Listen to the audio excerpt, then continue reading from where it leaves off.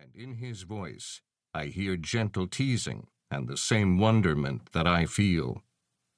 We've come a long way, Bob and I. A very long way. It's a long story. Bob and I met when he was a stray puppy, and I was the main attraction at a shabby circus housed in a run-down mall. The Exit 8 Big Top Mall and Video Arcade, it was called. Conveniently located off I-95, with shows at 2, 4, and 7, 365 days of the year. We try not to think about that time too much. Our lives are good. We are both loved. That's all that matters. Unprepared.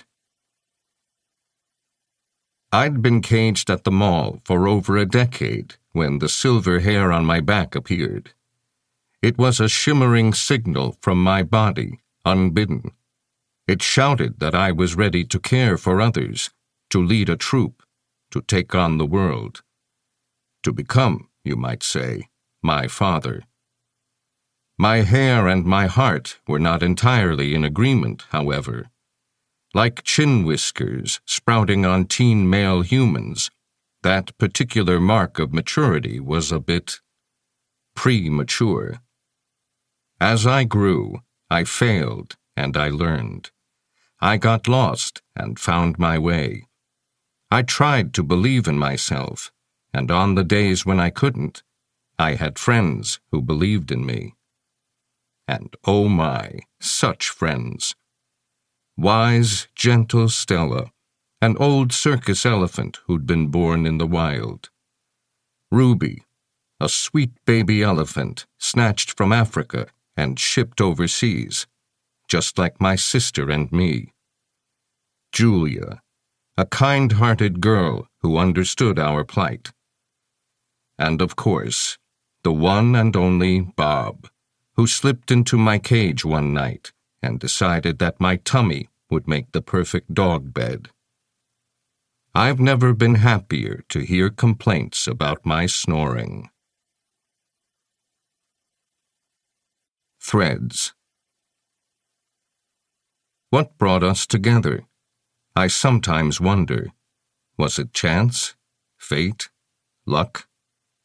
I often marvel at the randomness of it all. The tangled threads that wove us into something stronger than our individual selves. That a time so dark could provide such light is a miracle, I think. It's interesting. The older I get, the more miracles I seem to notice. A creature of habit. Bob, who is a doting uncle to his energetic nephew Rowdy, keeps warning me I am in for a shock when it comes to parenthood.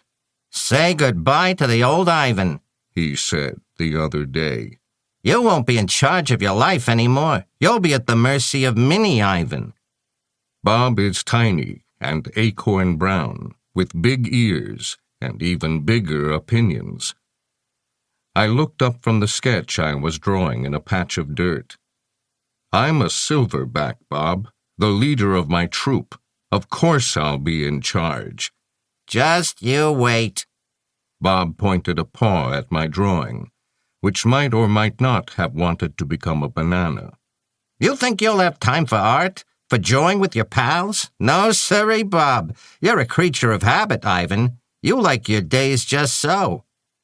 I shook my head. Are you saying I'm boring? "Yes," Bob replied. "but, in a good way." I suppose it's true that I'm rather predictable. I'm an artist, an introvert, a serene and pensive sort. I like to spend my time in quiet conversation with my friends, or napping, or picking bugs off my constant companion, Kinyani, or eating, or philosophizing, or daydreaming. Did I mention eating? This morning, for example, I spent an entire hour delighting in the perfect